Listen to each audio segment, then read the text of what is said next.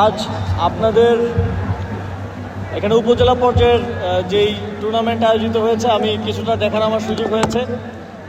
এই ধরনের খেলাধুলাগুলো প্রত্যেকটি জেলায় চলমান থাকলে আমি আশা করি বাকি জেলাগুলোরও জেলা ক্রীড়া সংস্থা এবং স্থানীয় প্রশাসন আপনাদের থেকে শিক্ষা নেবে এবং এই ধরনের টুর্নামেন্ট আয়োজন করবে, যাতে করে আমাদের প্রান্তিক পর্যায় থেকে ভালো ভালো খেলোয়াড় উঠে আসে এবং তারা যেন জাতীয় পর্যায়ে দেশকে প্রতিনিধিত্ব করতে পারে। আপনারা জানেন রংপুর নতুন বিভাগগুলোর মধ্যে একটা নতুন বিভাগ, সে কারণে রংপুরে বিভাগীয় স্টেডিয়ামটা হয়নি, রংপুরে এই জেলা স্টেডিয়ামটাই আছে। আমরা খুব দ্রুত সময়ের মধ্যে রংপুরে একটি বিভাগীয় স্টেডিয়াম স্থাপনের উদ্যোগ গ্রহণ করব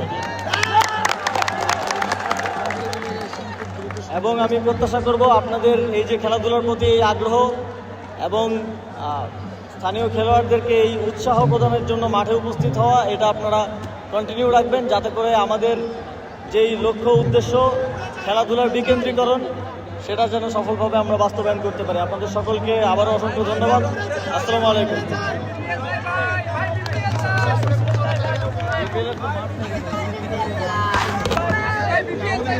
ধন্যবাদ জানাচ্ছি আমাদের